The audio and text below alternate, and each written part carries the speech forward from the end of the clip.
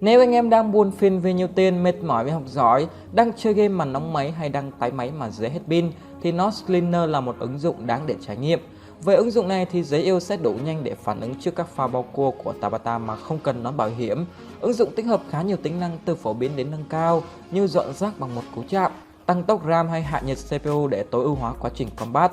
Từ ngày 23 tháng 10 đến ngày 25 tháng 10, Noise Cleaner đang triển khai chương trình tải app hái quà với phần quà đặc biệt là một chiếc điện thoại Oppo A93 trị giá 7 triệu đồng cùng với nhiều phần quà hấp dẫn khác. Để tham gia khuyến mãi, anh em hãy tải ứng dụng ở link dưới phần bình luận video hoặc trên CH Play, đánh giá 5 sao sau đó viết ra những trải nghiệm với hashtag NotVN kèm một số ngẫu nhiên từ 100 đến 999 nhé. Xin chào 500 anh em, chào mừng anh em đã quay trở lại với Anime Wiki. Các cậu có câu đằng sau người đàn ông thất bại thường là những thằng hay phá hoại, nhưng đằng sau người đàn ông bá đạo lại có bóng dáng của những người mạnh nhất nhân loại. Đó chính là câu chuyện của Cadiz Ichama de Reijo, Noblesse duy nhất trong vũ trụ manga anime Noblesse. Được xem là nhân vật mạnh nhất chủng tộc Noble, sở hữu sức mạnh bá đạo trong từng hạt gạo, tồn tại với mục đích duy nhất là để duy trì trật tự của thế giới.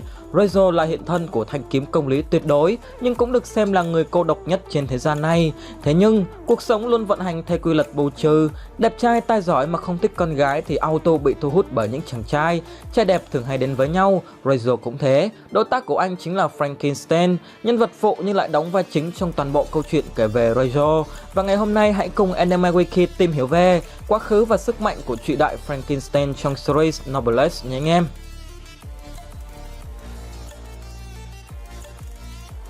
Rất lâu về trước, thế giới tồn tại 3 chủng tộc cùng nhau chung sống.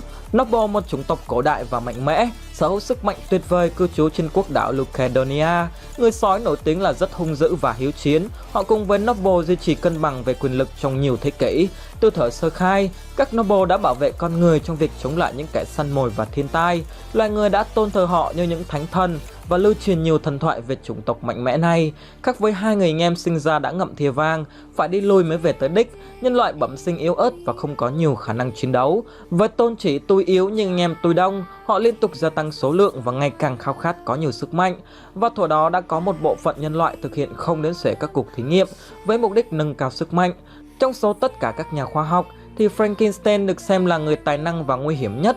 Với đầu óc thiên tài hiếm có, Frank đã thực hiện hàng ngàn thí nghiệm lên chính cơ thể mình và đạt được sức mạnh bá đạo đến mức được xem là người mạnh nhất nhân loại, có thể sánh ngang với các tộc trưởng của Noble và vượt trội hơn các chiến binh người sói. Danh tiếng càng cao thì sự chú ý càng nhiều. Một tổ chức chuyên phát triển năng lực siêu nhiên có tên là Union đã để mắt đến Frank và đề nghị hợp tác.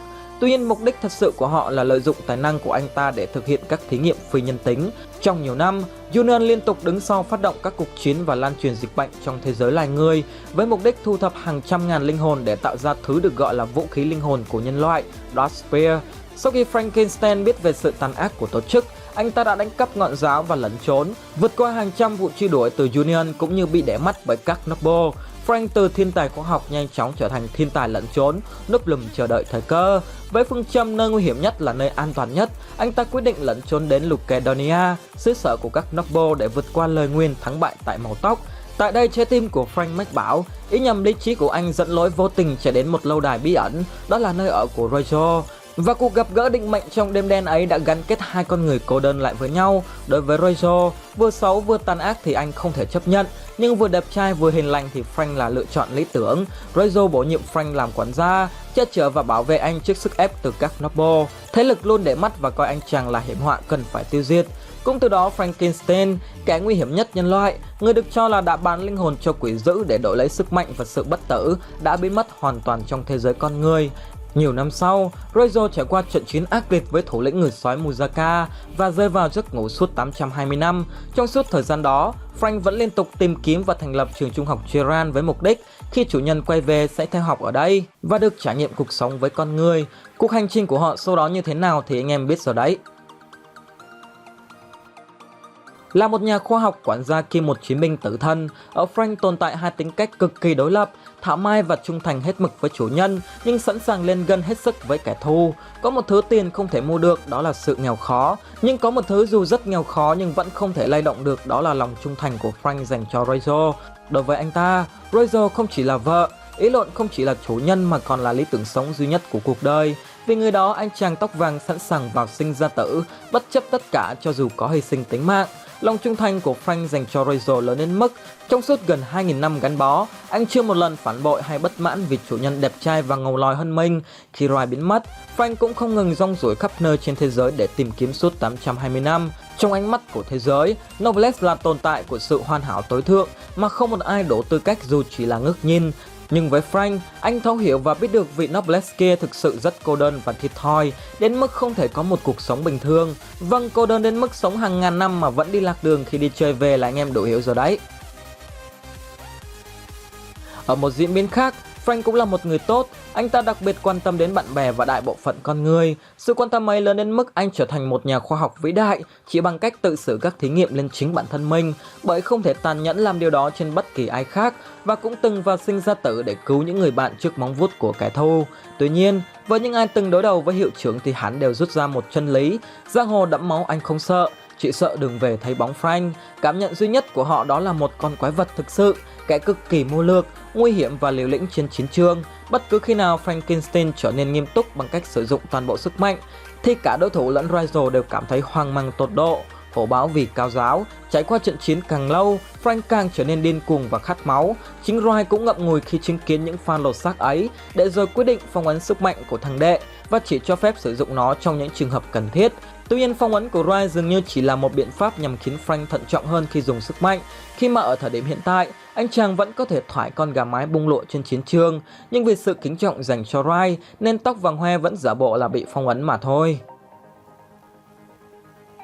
Frankenstein nổi tiếng với trí tuệ siêu phàm và có thể là người thông minh nhất trong toàn bộ series. Anh là cha đẻ của nhiều phát minh hiện đại, cũng như tiên phong trong lĩnh vực biến đổi con người với những thí nghiệm đi trước thời đại hàng thế kỷ.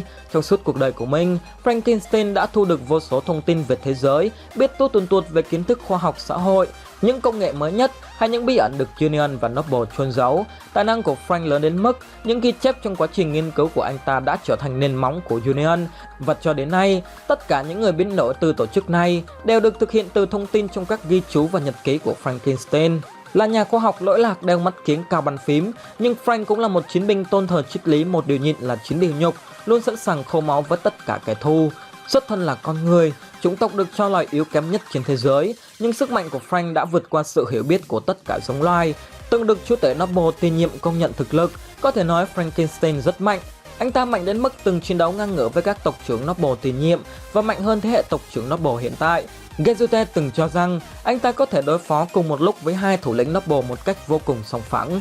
Nếu sức mạnh không kiếm được bằng thí nghiệm thì sẽ kiếm được bằng rất nhiều thí nghiệm, là sản phẩm biến đổi từ khoa học và liên tục cho dồi kỹ năng chiến đấu trong hàng thế kỷ. Frankenstein sở hữu khả năng thể chất cực kỳ kinh khủng. Anh ta có thể nhận các đòn tấn công từ vũ khí linh hồn mà chỉ bị thương nhẹ, hay chịu được nhiều cú đánh liên tục từ các tộc trưởng. Có thể cân mọi thể loại từ trưởng lão đến chiến binh người sói, hay thậm chí là nếu có cơ hội, anh ta sẵn sàng solo với thủ lĩnh người sói Mazuka, kẻ được đánh giá có đẳng cấp ngang bằng với Rachel. Tuy nhiên, thứ làm nên thương hiệu chàng trai vàng trong làng bảo kê trai đẹp của Frankenstein chính là ngọn giáo bóng tối, thứ được xem là bản sao của vũ khí linh hồn, một trong những vũ khí mạnh nhất series Noblesse. Khi được giải phóng, Dark Spear sẽ phát ra một lượng lớn hào quang đen tối, gia tăng chóng mặt sức mạnh cho chủ nhân. Frank có thể điều khiển vật chất bóng tối từ nó để tạo ra những mũi giáo có phạm vi lớn bằng một tòa nhà chọc trời, hay các chùm tia bóng tối có thể thổi bay một phần lớn thành phố trong chớp mắt. Uy lực của những kỹ năng này đủ mạnh để khiến các tộc trưởng Noble hay các trưởng lão Union buộc phải thắt cơ mông phòng thủ. Bên cạnh khả năng ngăn chặn phục hồi các vết thương, Dark Spear còn có thể hấp thụ thân xác, linh hồn lẫn sức mạnh kẻ địch, biến nó thành vũ khí đáng sợ và mạnh mẽ nhất vũ trụ Noblesse. Tuy nhiên dù rất mạnh, nhưng có thể nhận định vũ khí này chưa hoàn chỉnh vì nó chứa rất nhiều hận thù. Sự hận thù đó xuất phát từ hàng trăm ngàn linh hồn đã tạo ra nó, và Frank dù rất cố gắng nhưng vẫn chưa thể kiểm soát được sức mạnh ấy. Nếu kéo ra trận chiến, ngọn giáo sẽ dần chiếm cơ thể người sử dụng, mang đến lượng sức mạnh khủng khiếp, loại bỏ các cảm giác đau đớn cả về thể xác lẫn tinh thần, nhưng đổi lại người bị chiếm hữu sẽ dần mất kiểm soát bản thân cho đến khi bị nuốt chửng. Một sức mạnh đáng chú ý nữa của Frank đó là sau khi thực hiện hợp đồng máu với Rachel, anh ta có thể huy động thêm một lượng lớn sức mạnh, thứ được thể hiện dưới hình dạng một ngọn giáo máu vô cùng đẹp mắt và mạnh mẽ. Sức mạnh này được ví ngang bằng với ngọn giáo bóng tối, và vì được kết hợp từ bóng tối với sức mạnh của Rachel nên ngọn giáo máu cũng rất bất ổn. Để triệu hồi và điều khiển được vũ khí này, Frank buộc phải dùng chính sinh lực của mình, và điều đó đã để lại những tổn thương vô cùng nặng nề. Ngoài ra, dù không phải là noble và ít khi sử dụng, nhưng Frankenstein cũng sở hữu khả năng điều khiển tâm trí khi từng xóa ký ức của nhóm Shingo và thay thế nó bằng một ký ức khác. Anh ta cũng sử dụng phương pháp này để tránh bị phát hiện trong quá khứ bằng cách xóa ký ức của các noble mà anh ta đã bắt và thí nghiệm. Chưa được chịu được, Frank cũng có thể chống lại điều khiển tâm trí khi miễn nhiễm với kỹ năng đó trước Regis. Trong nhiều hoàn cảnh, hiệu trưởng đa tài này còn có thể rèn ra các trang sức mạnh mẽ như một chiếc nhẫn hoặc một chiếc khuyên tai để phong ấn sức mạnh khủng khiếp của Rachel. Giờ thì anh em biết tại sao giang hồ lại đồn đây là chàng trai vàng trong làng bảo kê chủ nhân rồi chứ. Vừa rồi chúng ta đã cùng nhau tìm hiểu về quá khứ, tính cách và sức mạnh của Frankenstein trong series anime manga Noblesse. Hãy nêu ra ý kiến của riêng mình ở phần bình luận. Còn bây giờ xin cảm ơn anh em đã lắng nghe. Xin chào và hẹn gặp lại anh em trong những video sau của Anime Wiki.